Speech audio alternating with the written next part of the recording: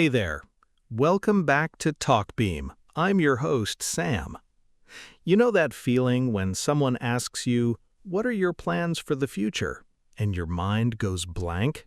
Yeah, me too. It happens. Maybe you freeze. Maybe you say something simple like, "I want to learn English," and then nothing else. Today, we're going to fix that. By the end of this lesson, you'll be able to talk about your future plans and goals naturally and confidently. No stress, no pressure, just useful English. So, let's beam into it. Okay, first, let me ask you something. Close your eyes for a second. Think about your future. What do you want to do next month, next year, in 5 years? Got something in mind? Good. Keep that thought. Today, we're going to learn how to talk about those plans in English. And here's the thing. Talking about the future isn't just about grammar rules. It's about sharing your dreams, your goals, your hopes. And when you can do that in English, you connect with people on a deeper level. So, whether you're at a party, in a job interview, or just chatting with a friend, this lesson will help you. Let's go. Now, why is this important? Think about it. How often do people ask you about your plans? Maybe your friend asks, "What are you doing this weekend?" Your boss might ask, "What are your goals for this year?" Or a new friend might ask, "Where do you see yourself in 5 years?" These are common questions, and if you can't answer them clearly, you might feel stuck or embarrassed. But imagine this. You're at a party. Someone asks, "So, what are your plans for the summer?" And you answer naturally, confidently. You say something like, "I'm planning to visit my family in Spain. I've been saving money for months. It's going to be amazing." Wouldn't that feel great? Today, we'll learn exactly how to do that. All right, let's get into it. Part 1. Simple ways to talk about the future. Let's start with the most basic way. You can use going to for plans. For example, I'm going to study English every day. I'm going to travel to Japan next year. We're going to buy a new car. This is simple, easy, and very common. But there are other ways too. You can use planning to. I'm planning to start a business. She's planning to move to Canada. You can use hope to. I hope to find a better job. We hope to visit London one day. You can use want to. I want to learn Spanish. They want to buy a house. All of these are correct. All of them are natural. But here's a quick tip. Going to is for plans you're fairly sure about. Want to is for desires or wishes.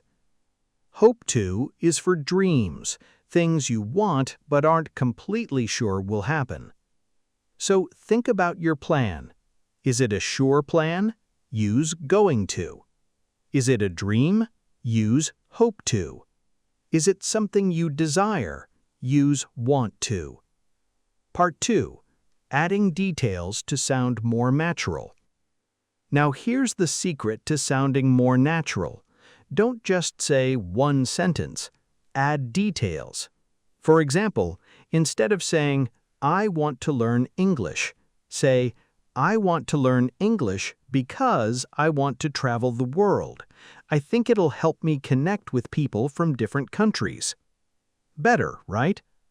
Instead of, "I'm going to find a new job," say, "I'm going to find a new job because I've been looking for months. I want something that pays better and makes me happier." See the difference? When you add a reason or a detail, your English sounds more natural and engaging. Let's practice. Think about your goal. Maybe you want to learn English. Ask yourself why. Maybe it's for travel, or for work, or to watch movies without subtitles. Whatever it is, share it. This will make your conversation more interesting and natural. Part 3. Natural conversation examples. Now, let's see how this works in real conversations. Imagine you're at a coffee shop. A friend asks, "What are you planning to do this year?" You could say, "Well, I'm planning to travel a lot. I want to visit at least 3 new countries. I've been saving money and I hope to go to Italy in the summer. It's always been a dream of mine." That sounds great, right? Here's another example. Someone asks, "What are you going to do after you finish your English course?" You could say, "I'm going to look for a job where I can use English. I hope to work in a hotel or a travel agency. I think it'll be a good experience." See how we use different structures? Planning to, want to, going to, hope to. Mix them up. It sounds more natural. Okay, let's talk about common mistakes. Mistake number 1, I am going to study English, forgetting the verb to be. Sometimes learners say, I going to study English. Don't forget the am. It should be, I am going to, or I'm going to. Mistake number 2, I will to travel. Wrong word order. We say, I will travel, not I will to travel. Easy to fix. Mistake number 3, forgetting the to after want or hope. We say, I want to travel. I hope to find a job. Don't forget the to. Part 5, a useful tip. Here's a great tip. When you talk about future plans, you can also use time expressions. These make your English clearer. For example, next week, next month, next year, in the future, in 5 years, someday. Here are some examples. I'm going to start a new job next month. We hope to buy a house in the future. Someday, I want to visit New York. This adds clarity and makes your English sound more natural. All right, let's review the key vocabulary from today. Plan, something you intend to do. Goal, something you want to achieve. Dream, a big wish for the future. Ambition, a strong desire to achieve something. Someday, at some point in the future. In the future, later, not now. Next year, the year after this one. I hope to. I want to, but I'm not sure it will happen. I'm planning to. I have a plan to do something. I'm going to.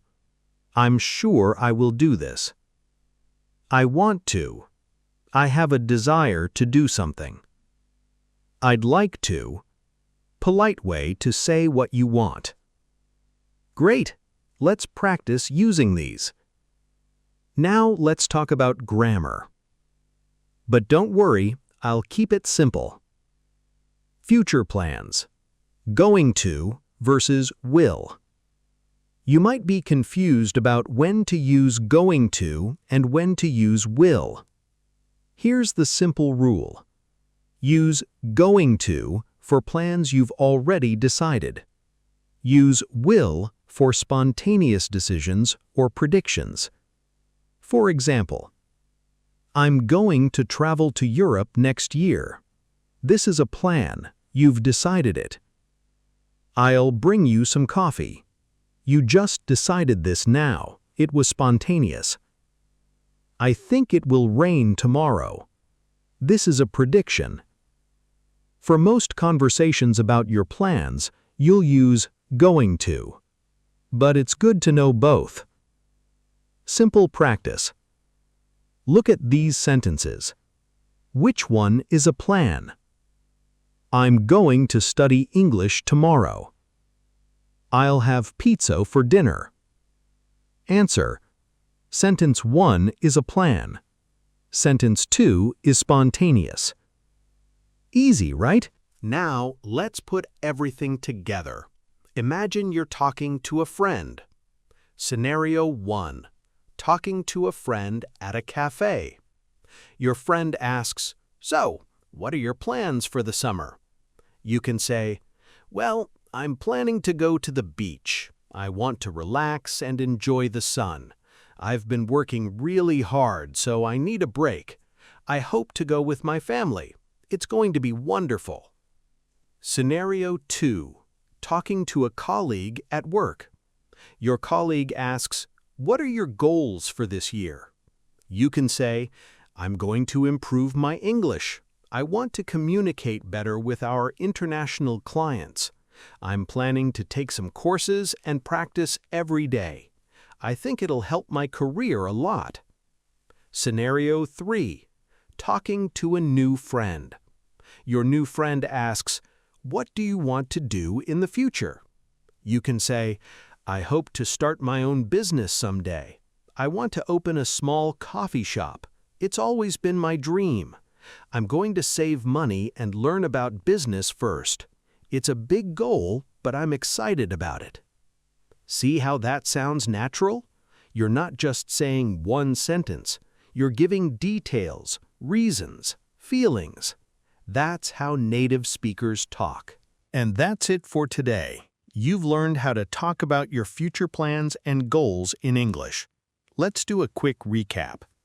You can use going to, planning to, want to, hope to. Add details to sound more natural. Use time expressions like next year or someday. Remember the simple grammar rule. Use going to for plans and will for spontaneous decisions. Now I have a question for you. What is one goal you have for next year? Write your answer in the comments below. I'll read some of them and reply. Remember, practice makes progress. Even if you make mistakes, that's okay. The most important thing is to try. Every time you practice, you get better. So don't be afraid to speak. Don't be afraid to make mistakes. Just keep going. And don't forget, I'm here to help you.